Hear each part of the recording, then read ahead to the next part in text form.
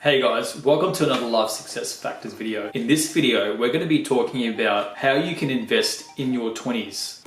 So I often get asked the question, what's the best thing to invest in when I'm in my 20s? And guys, the thing that I say to you all the time is, no matter what age you are, make sure that you're always investing in yourself. And the reason that an investment in yourself is a lot better than any of these other asset classes is that by investing in yourself, you are giving yourself the highest return on investment possible, okay?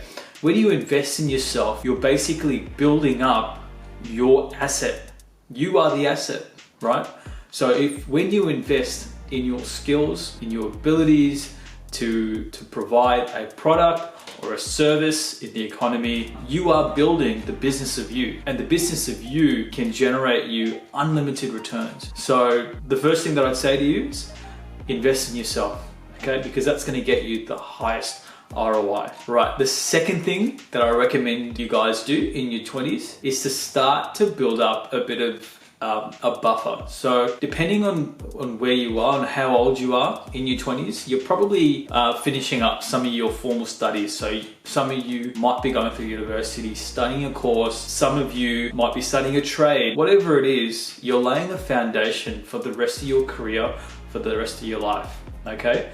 Now, I teach you guys to always, have a growth mindset and always think about being your own boss, right? Running your own business. Now, there's nothing wrong with working for someone else, but what I'd say to you is that, on your path to financial, freedom, not having to work for money, working because you're passionate. You want to be doing something that you absolutely love. And while you're in your 20s, okay, this is the best time to build up a bit of an emergency fund. So tip number 2 is to build up your emergency fund. Now, your emergency fund is basically going to be your fallback.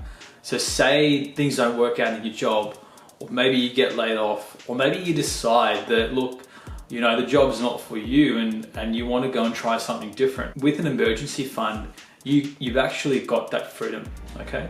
And so I want you guys to be thinking about how you can add to this emergency fund, week by week as you're working, giving you some of that surety so that when things don't go the way you plan, you've got some money to fall back on. And guys, I recommend to have at least 6 months to a year worth of your living expenses. Now, the reason I say 6 months to a year is that it gives you some extra breathing room, okay?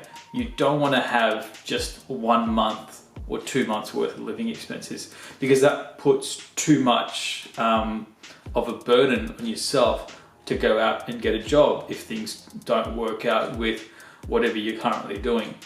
Now, I'm not saying that you need to use up that 6 months worth if something does go wrong, but it does give you some surety so that, say, the worst case scenario presents itself, that you've got some breathing room. And guys, the third and final thing that I will say to you, that when you're in your 20s is, yes, invest in yourself, build up your emergency cash reserves. I also want you guys to think about having a bit of a defensive asset base. Now, what do I mean by defensive asset base? Basically, things outside of investing in yourself, investing in, say, a side business that you've got, that you're running, outside of building up your emergency fund.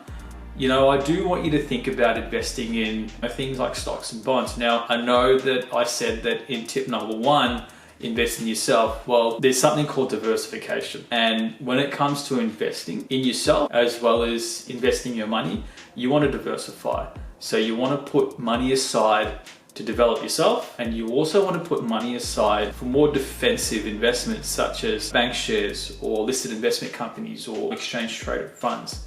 Now, I'll do another video that goes more into depth into these sorts of investments, but basically I want you guys to start thinking about some of these defensive asset classes, which on a risk return trade-off perspective, they don't offer you as much of a return, but they are also lower risk. Now, they're not without risk, and look, I'll say this and I'll say it again, I'm not your financial advisor, so please seek and get your advice from a qualified professional. But I want you guys to start thinking about how you can put some money or dedicate some of your surplus cash towards some of these defensive assets. Okay guys, that's all for today. If you've got any questions, please leave a comment down in the comment section below. If you found this video useful, I'd appreciate if you can give me a like, and if you want to hear more from me on this channel, please subscribe. Okay guys, enjoy the rest of your day. Thanks.